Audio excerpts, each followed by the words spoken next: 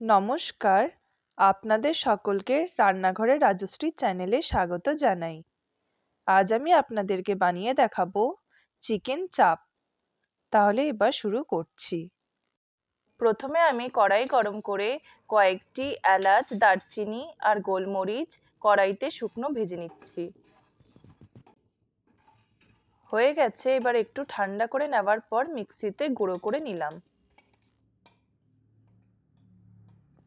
এখানে 3 চামচের মতো পোস্ত নিয়েছি, মিক্সিতে শুকনো গুঁড়ো করে নেব। একটু গুঁড়ো করে নেওয়ার পর এর মধ্যে কিছুটা কাজু দিয়ে দিলাম। এর মধ্যে হাফ কাপের মতো জল দিলাম আর অল্প লঙ্কা দিয়ে কাজু আর পোস্তটাকে মিক্সিতে পিষে নিলাম। পেস্টটা একটা বাটিতে ঢেলে নিলাম। এবার এখানে 10-12 কোয়া রসুন নিয়েছি, মিক্সিতে পিষে নিলাম। এরপর পেঁয়াজের পেস্টটা তৈরি করে নেব। এখানে 2টো পেঁয়াজ কেটে রেখেছিলাম, এবার মিক্সিতে পিষে নেব। চিকেন চাপ বানানোর জন্য যা যা পেস্ট তৈরি করার ছিল সবগুলো করে নিলাম। এবার একটা বাটিতে 2 চামচের মতো ফ্রেশ টক দই দিলাম। এর মধ্যে রসুন বাটাটা দিয়ে দিলাম। এরপর পোস্ত কাজু পেস্টটা দিয়ে দেব। এবার গরম মশলার গুঁড়োটা দিয়ে দিলাম।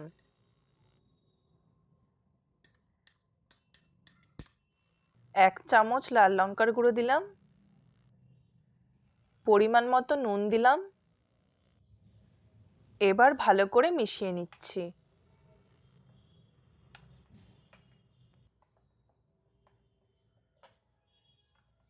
2 চামচের মতো বেসন দিলাম, যাতে মশলাটা চিকেনের গায়ে ভালো মতো লেগে থাকে।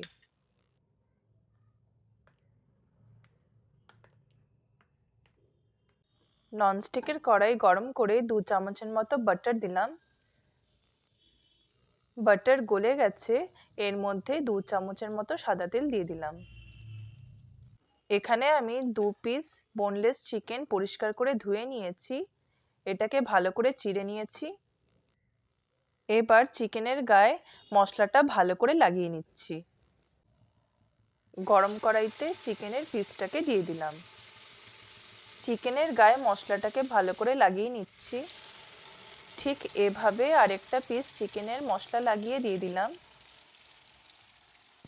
এবার গ্যাসের ফ্লেমটাকে কমিয়ে আস্তে আস্তে 2 পিঠ ভালো করে ভেজে নেব। একদিক কিছুটা হয়ে গেছে, এবার উল্টিয়ে দিলাম।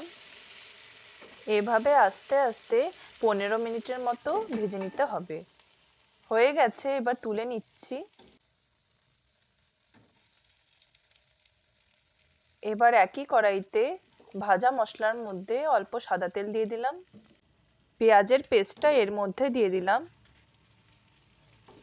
মশলাটার সাথে পেঁয়াজটাকে ভালো করে ভেজে নিচ্ছি।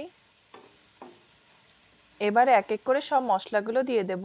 হাফ চামচ করে হলুদ গুঁড়ো, জিরে গুঁড়ো আর লাল লঙ্কার গুঁড়ো দিয়ে দিলাম। মশলাটাকে ভালো করে কষিয়ে নিচ্ছি। স্বাদ অনুযায়ী নুন দিলাম।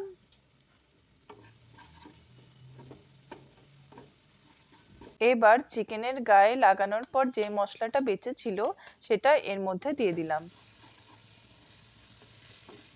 মশলাটা কিছুক্ষণ ভেজে নেওয়ার পর এর মধ্যে ভেজে রাখা চিকেনের টুকরোগুলোকে দিয়ে দিলাম। এর মধ্যে 1 কাপের মতো জল দিয়ে দিলাম। এবার কিছুক্ষণ ফুটিয়ে মশলাটাকে ভালো করে শুকিয়ে নিচ্ছি আর এভাবে চিকেনের গায়ে মশলাটাকে দিয়ে দিচ্ছি। এভাবে মশলাটাকে চিকেনের ভেতরে ঢুকিয়ে দিচ্ছি।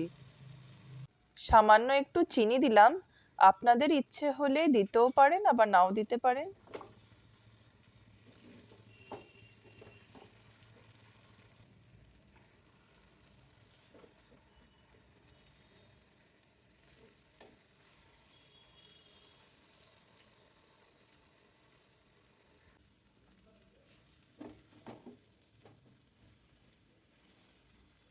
মশলাটা ভালোভাবে শুকিয়ে এসেছে, চিকেন চাপ তৈরি হয়ে গেছে।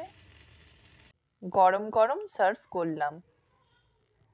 আমার এই রেসিপিটি যদি আপনাদের ভালো লেগে থাকে তাহলে প্লিজ লাইক আর সাবস্ক্রাইব করে দিয়েন।